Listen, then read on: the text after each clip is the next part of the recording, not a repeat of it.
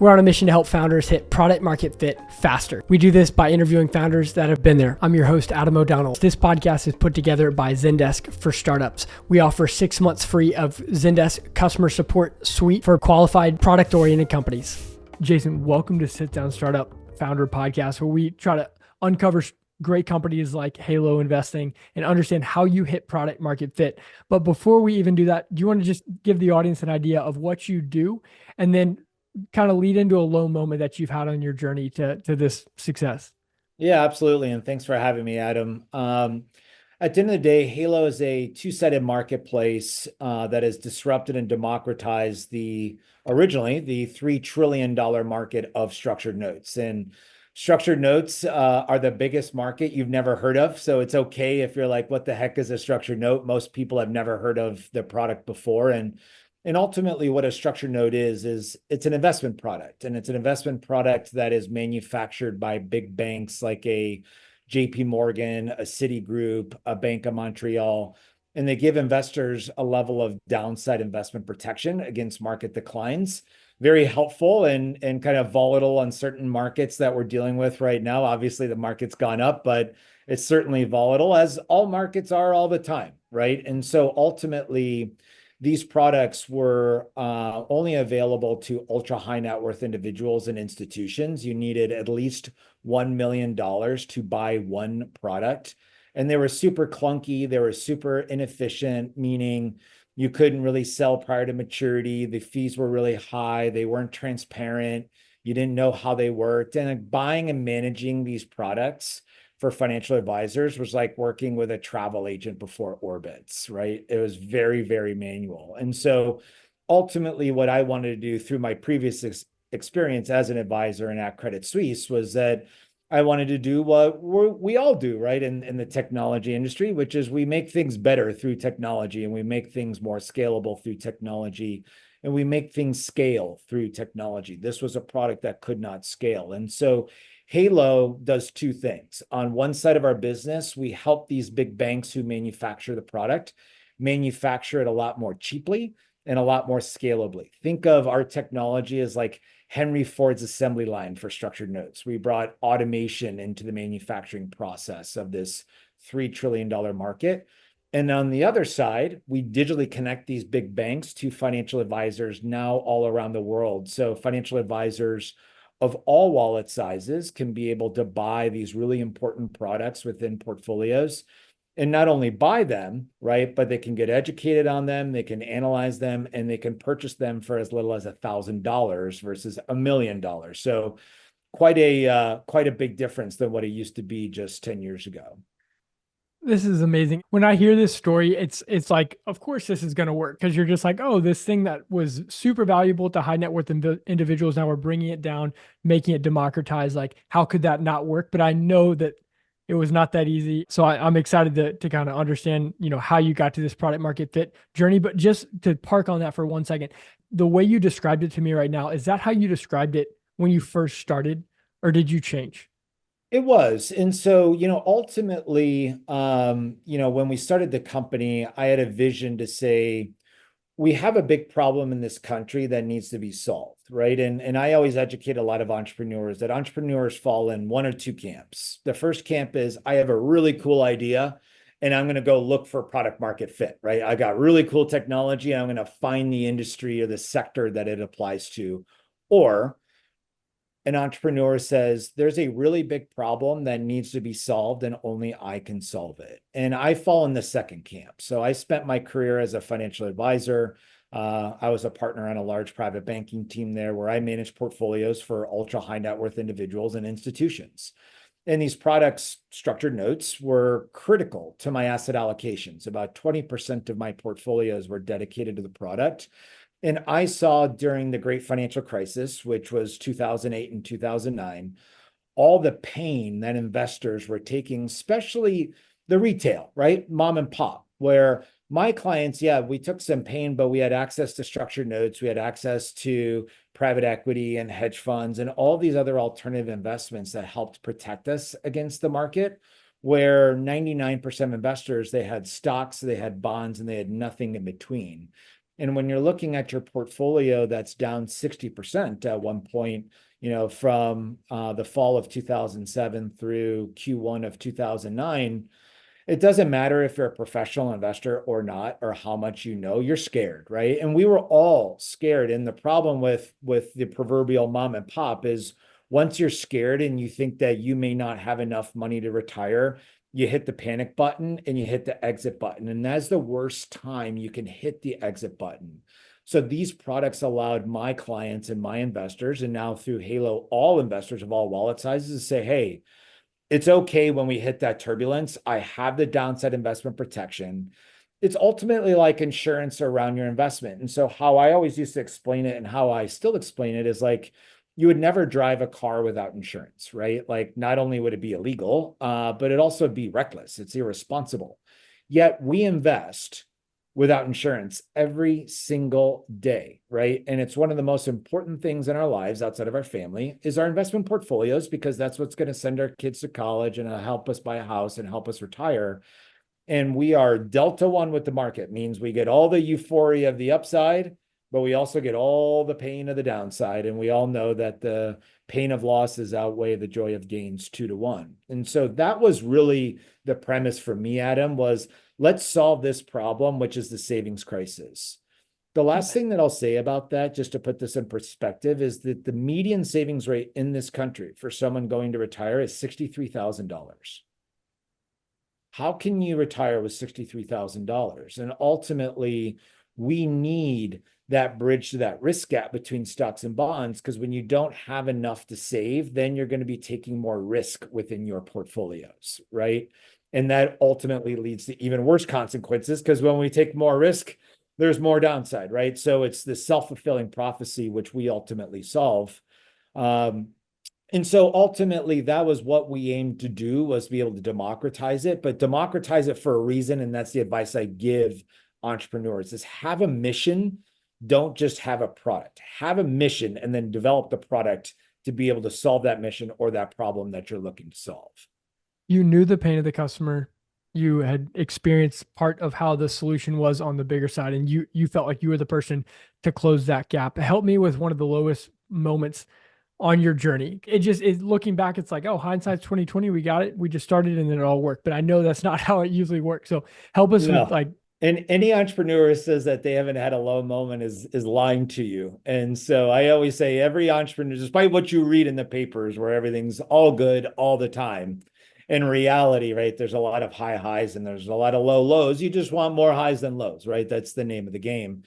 And so, one of the low moments, with Halo actually came relatively early. And so, when I talked about how we saw what the problem was, which was the savings crisis, and we wanted to solve it. And not to get too technical, but when you look at a structured note, ultimately it's an obligation of the big bank who issues it, right? And if that big bank is in trouble, then your investment's going to be in trouble. That is the risk of the product. Now, the banks who issue these products, again, are the JP Morgans of the world, and we don't need to be too concerned with those, right? But still a concern nonetheless.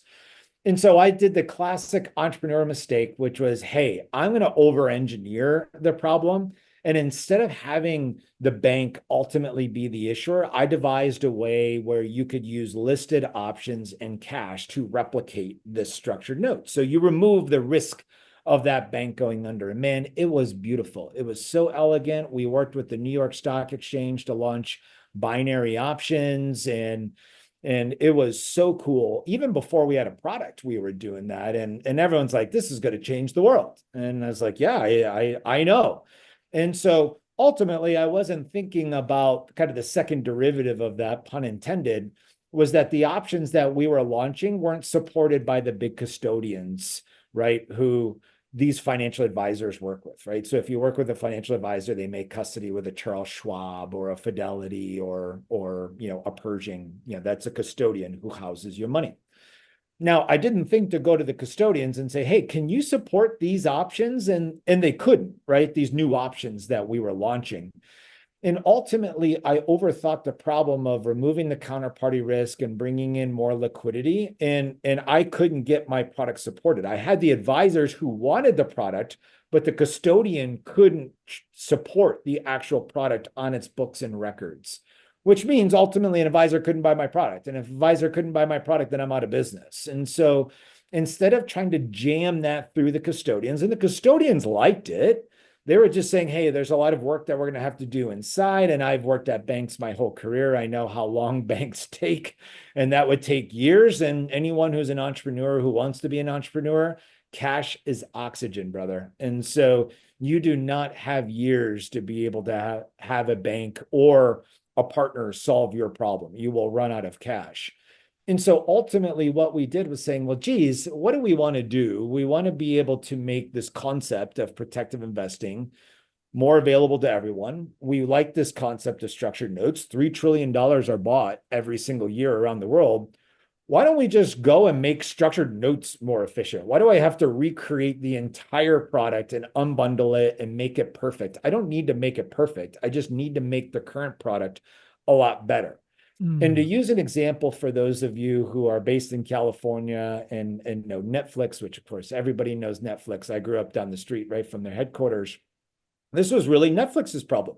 At the very beginning, Netflix was actually going streaming, but the internet couldn't support its streaming service. So they went to DVDs, right? And they're like, okay, well, we're either going to go out of business or we're going to change our business model and pivot to be able to have the internet catch up with ultimately our vision. And so they went back to DVDs and then ultimately went to streaming afterwards once the internet caught up.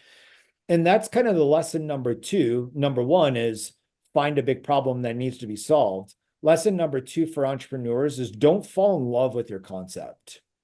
Fall in love with the problem that you're trying to solve. Don't fall in love with your product or your concept. Pivot to make sure that you can live to fight another day, right? And ultimately, that's what we did. And if we didn't do that, we wouldn't be having this conversation.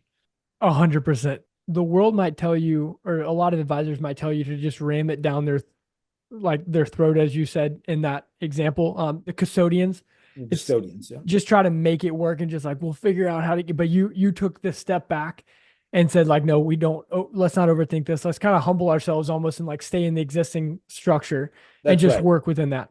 Yeah, just make the existing structure better. And we did. And oh, by the way, I still work with the existing structure. I still work with structured notes. And we launched the platform live in 2017. And in 2017, we did about $100 million of product sales, which I was like, wow, holy smokes. We did $100 million of product sales, meaning $100 million of structured notes were bought. And I was over the moon, right?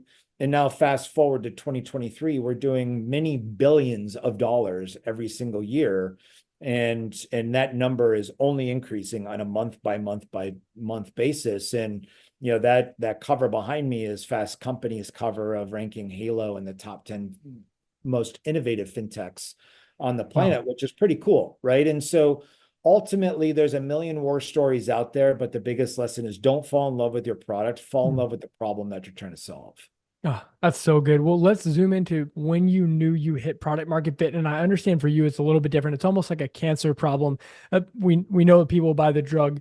Can we build it? But even still, what was that like? Like, could you take me into the month and the year and like what you were thinking during that moment? Yeah, and it kind of happened twice. And so I was talking to a very prominent VC, and I'll spare his name out of, so I don't embarrass him, but I was talking to a very prominent VC in Silicon Valley with my original business plan. And ultimately I was like, hey, you know, Jim, we've got this great concept. He knew about structured notes, loved it. And I was taking it direct to consumer because again, I was focused on the problem where the firefighters, the teachers, the police officers, those who may not have a financial advisor need this product more than anybody. He looked at me, he said, who buys this product today? And I said, well, financial advisors. He said, okay. And how much do they buy? And I said, well, they buy about 1.3 trillion every single year. And there's 3 trillion outstanding. He said, okay.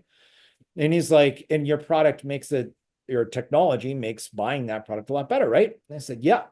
He said, so why would you go direct to consumer? Why don't you just go to the people who buy it today? I'm like, Well, that's pretty novel, right? And so actually I pivoted my business plan, finding that product market fit based on that conversation of, yeah, again, overthinking the problem.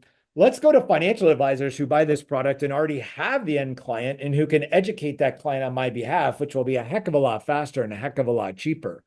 Right. And so ultimately, when we did that, going into your question, Adam, is when we found it. It was really about 3 years ago. And so, we were gradually growing, right? It was like $150 million in sales, and then it was $300 million in sales, and then it was $600 million in sales. And then that ultimately turned into about $6 billion in sales. And that just continues to grow and grow and grow. And that's when we found the fit. Now, we still have a lot of work to do, right? Because again, structured notes are the biggest market that no one's ever heard of. And that's the opportunity in our space is that we found a big space. And so you kind of have this problem with a lot of entrepreneurs where you're trying to disrupt a small space. And the first thing that I always ask other entrepreneurs who are looking for capital or wanting to raise capital is I put my investor hat on from my previous days is, well, how big's your addressable market? Right? Like you might have a really cool product and it's probably really cool. But if you don't have a big addressable market, then it's never going to scale. And if it's not going to scale, then it's not going to mean anything. Right. And so that's kind of the blessing of the curse of capitalism, right? Is that you have really cool ideas that can change your industry, right? But they need to be able to change the world. And so you always have to think about what's your addressable market and ultimately your target market and what your economics are and what your revenue is and how you can ultimately scale this product, right? Because we're in a new world order where it's no longer just about growth, it's also about growth and profitability, and you need to have that fine line. Which is a good thing, I would say. But it's so funny It's to a say very that. good thing. Yeah, it is a business for a reason, right? As entrepreneurs, we get really excited about our product and we want everyone to use them, but you need to charge for it, right? You need to make money. You're not a charity. And so, ultimately, you need to balance that act, right? And I think it's Yeah. really good. And you get that pendulum that swings every 10 years or so to say, Yeah. okay, it's growth at all costs. Nope, it's profit at all costs. And we were just through that, right? I call it nuclear winter for venture capital over the last 2 years, where it's like the rug gets pulled out. No more focus on growth, just focus on profitability. And oh, by the way, it's not that easy. So again, for entrepreneurs who are in the early stages of the next cycle, don't fall into that trap, right? I call it some of those Midwest values is think about your Mm. bottom line, think about the conservatism of your business model to say, hey, we are going to grow, but we're going to grow at a reasonable price, meaning we're going to really focus on our bottom line. We're not going to scale too fast. And we're going to cut down on the science experiments, which is what I saw a Mm. lot of people do ultimately when capital's free. And when you've got interest rates at 5.25, capital's no longer free. Mm. Uh, Absolutely. And I love the Midwest value quote. By the way, our CEO is from Ohio and an SVP on our team is from Missouri. I'm My sure I wife, offend a lot of people. I'm originally from California. We've got great values in California. I just talk about from a business mindset. true. Midwestern people tend to be a little bit more conservative in regards to their spending and ultimately their capital conservation. No, it's a great. I love it. Well, the last question around that is when that VC that you were just mentioning suggested to go to financial advisors. That seems so clear now, but I just have a hard time believing that you did not think about that or someone on your team previous. So I'm kind of curious, like what were the pros and cons around doing that? Because I doubt it was this just like, oh wow, we never thought of that. Yeah, I mean, we thought a lot about it before and afterwards, right? And so the before was I was a financial advisor, so it's not like I didn't think about that, but I got caught up in my own impact, right? Like I Mm, wanted to change the world, and why just stick to financial advisors when I can go to everybody? But more importantly for me, it was Halo is really built on a social purpose, as you can see the sign behind my shoulder, right? Of impact before profit. I want to create a mm, positive impact in the world. And if you do that, then ultimately the profits will come. But I always put impact first. And that's what I always encourage a lot of other entrepreneurs to do as well. Now, to that point, right, is that I wanted to go and help and save everybody because the savings crisis is personally important to me. But as I thought about what Jim was saying, I was saying, well, geez, that does make a lot of sense. What's the pros and the cons? Well, direct to consumer companies can oftentimes get higher multiples than B2B companies. So that was the con, right? More branding, again, as an entrepreneur, you always want to see your brand every single place. And in the B2B world, your brand's not as prevalent as it in the consumer. Now, the pro is a lot of these D2C trading platforms have an average customer acquisition cost of around $900. You want to go and you want to get 1 million customers, you can do the math, right? That's a lot of money that you need to raise. And so for me, again, as it goes back to my advice to entrepreneurs, is cash is oxygen. And oh, by the way, no one gets a medal for how much cash you raise. It's actually the opposite. The more cash that you're raising, the more you're diluting yourself and your employees and all of your other investors. So be really frugal. Before we raised a really big round, and I will say we did raise a large round in our Series C equity round. Before that, we had only raised $18 million, and we were spanning across the world on $18 million with plenty of cash still left in the bank, right? And so it can be done. And so, I always say be scrappy and be hungry, right? Those are two really good principles for entrepreneurs to live by. I love that. I'm just curious, like as a growth stage founder, tying it to customer experience along the way, I think for me in the early days, like things got really messy with the way that we handle customers because we were trying to focus on growth too much. I'm sure you haven't done that, but I'm just curious, what is your like North Star metric around like we're doing a good job managing our existing customers, maybe like the financial advisors that we work with? Yeah, I mean, so obviously we manage and monitor a net promoter score, which is really, really high in the industry, and that's great. And we look at, client retention and customer retention and new advisors on board, and those are really great too. But for me, it's just the old-fashioned blocking and tackling. Get out and talk to your customers. I travel all the time, not to speak at conferences and do all that other stuff, which I do, but I spend most of my time traveling just talking to clients or customers, right? And it's about understanding what do they want. And what I built Halo, it was really about building what my customer wanted.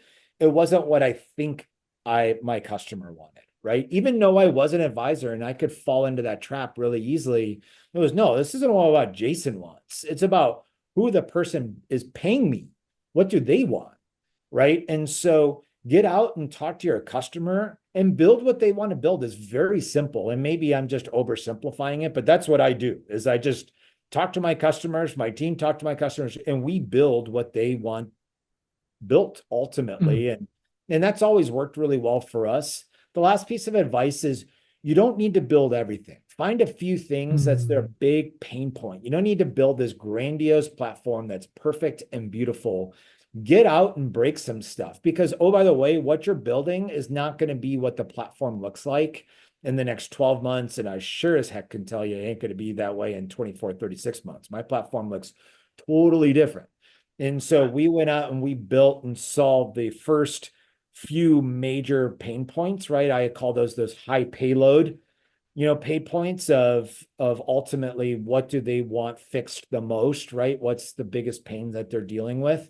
And that's what I focused on. There's a laundry list of them, but I only focus on the top 3. And that's kind of how we think about things at Halo is just focus on the major pain points. Don't focus on building the most beautiful product, solving every pain point. You never will. And those pain points will change.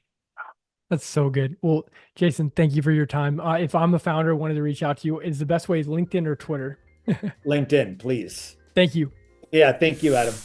Thank you for listening. If you want to learn more about Zendesk for startups, check out our website, zendesk.com/startups. Also, we're always looking to improve, so don't hesitate to email me with any feedback on how we can ask better questions, guess the target, or anything else so we can do to better help you as a founder. My email is adam.o'donnell@zendesk.com.